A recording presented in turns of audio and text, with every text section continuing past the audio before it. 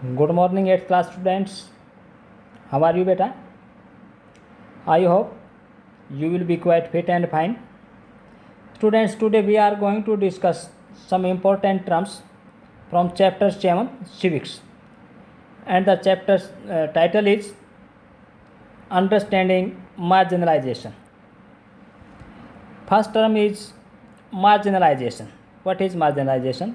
कि हाशियाकरण क्या होता है। जो मार्जिनलाइजेशन जो वर्ड है बेटा, ये मार्जिन से बना है। मार्जिन होता है अंतर हो जाना, और मार्जिनलाइज एक वर्ब हो जाएगी जिसका मतलब होता है अंतर कर देना। तो मार्जिनलाइजेशन क्या होता है? मार्जिनलाइजेशन इज अ प्रोसेस, तो एक प्रक्रिया है ऑफ मेकिंग अ ग्रुप और class of people less important और relegated to a secondary position. तो मार्जिनलाइजेशन एक ऐसी प्रोसेस है, ऐसी प्रक्रिया है जिसमें लोगों के एक समूह को या लोगों के एक वर्ग को कम महत्व दिया जाता है अथवा उसको रेलीगेट कर दिया जाता है, उसको बाहर निकाल दिया जाता है, पीछे हटा दिया जाता है टू अ सेकेंडरी पोजीशन। यानी इस तरह से उसको दोयम दर्जे का माना जाता है या निम्न स्तर के पर उसको धकेल दिया जाता है, यानी मेन स्ट्रीम से उसको अलग कर दिया जाता है। इसको बोलते हैं हाशियाकरण, हाशिया पर धकेल देना। A marginalized society or a section of society does not get proper opportunities of socio-economic development। तो इस तरह के जो ग्रुप हैं या इस तरह के क्लासेस हैं जिनको समाज से मार्जिनलाइज कर दिया जाता है, तो उनको इकोनॉमिक्स और सोशल या कल्चरल या पॉलिटिकली अपने डेवलपमेंट का उचित अवसर नहीं मिल पाता है, उसको प्रॉपर अपॉर्चुनिटीज़ नहीं मिल पाती, चाहे वो सोशियो हो, इकोनॉमिक हो सकती है, के साथ साथ पॉलिटिकल भी आप कह सकते हैं।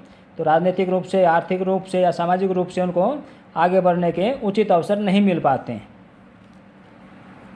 Next point is hierarchy. बेटा हायरार्की होता है पदानुक्रम। पदानुक्रम का मतलब क्या है? पूरे समाज को हम अलग अलग कर्मों में बांटते हैं कि नंबर 1 पर ये कास्ट है, नंबर 2 पर ये कास्ट है, नंबर 3 पर ये कास्ट है, और इनको इसी के अकॉर्डिंग इनसे इनकी डीलिंग की जाए, इनसे व्यवहार किया जाए कि सबसे ऊंचे हैं, उसके बाद ये हैं, उसके बाद ये हैं, उसके बाद ये हैं, और निम्न स्तर पर माना जाता है, जिनको हम दलित कहते हैं। It is a system in which members of an organization और सोसाइटी। तो एक ऐसी व्यवस्था है, ऐसा सिस्टम है जिसमें किसी ऑर्गेनाइजेशन, किसी संस्था अथवा किसी समाज के सदस्यों को क्या किया जाता है? आर रैंक्ड, उनको रैंक दे दिया जाता है अकॉर्डिंग टू रिलेटिव स्टेटस।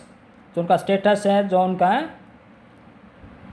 जीवन जीने का ढंग है, उसके अकॉर्डिंग, और अथॉरिटी या उनके पास जो पावर है उसके अकॉर्डिंग उनको अलग अलग दर्जा दे दिया जाता है कि भाई ये पहले नंबर के हैं, ये दूसरे नंबर पर ये आते हैं, तीसरे नंबर पर ये आते हैं, चौथे नंबर पर ये आते हैं, और लास्ट में सबसे नीचे ये हैं। कई बार आपने सुना होगा कि ये जाति निम्न है, ये नीची जाति का, ये ऊंची जाति का है।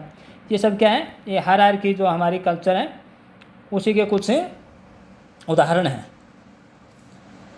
नेक्स्ट, घेटोइजेशन। घेटोइजेशन क्या है बेटा? घेटो वर्ड से बना है। घेटो जो वर्ड है ये फर्स्ट वर्ल्ड वार के बाद जब हिटलर का उदय हुआ उस समय अस्तित्व में आया, और हिटलर जो जूज लोग थे, जिसको यहूदी कहते हैं, जिस तरह इजराइल में यहूदी रहते हैं, तो यहूदी लोगों को हिटलर बहुत कम पसंद करता था और उनको अलग बस्तियों में रखता था। उन बस्तियों को घेटो कहा जाता था। उसी से वर्ड प्रचलित हुआ है। घेटोइजेशन का मीनिंग आप एक बार देख लेते हैं।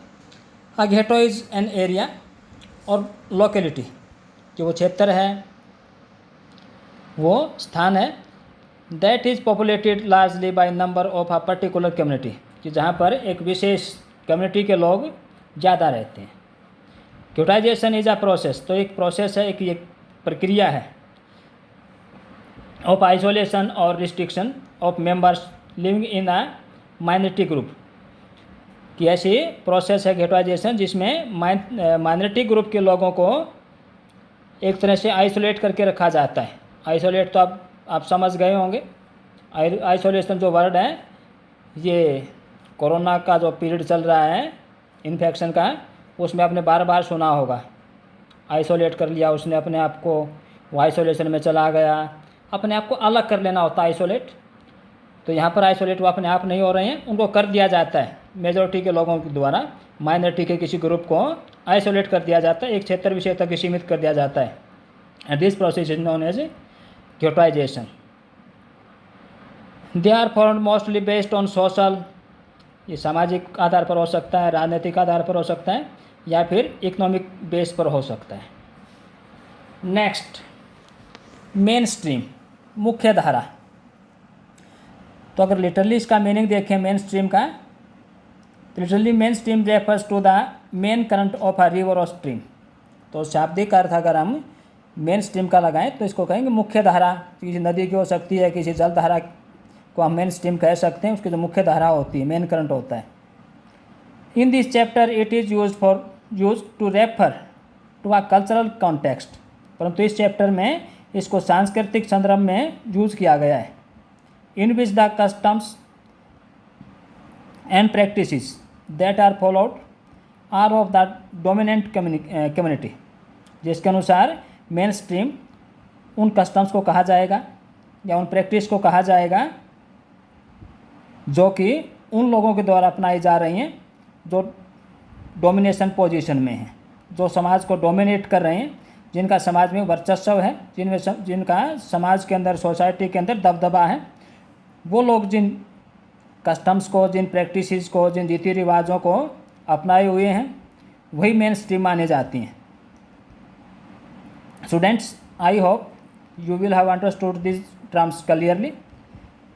You will have to study the chapter thoroughly and write these points in your notebooks and learn them properly.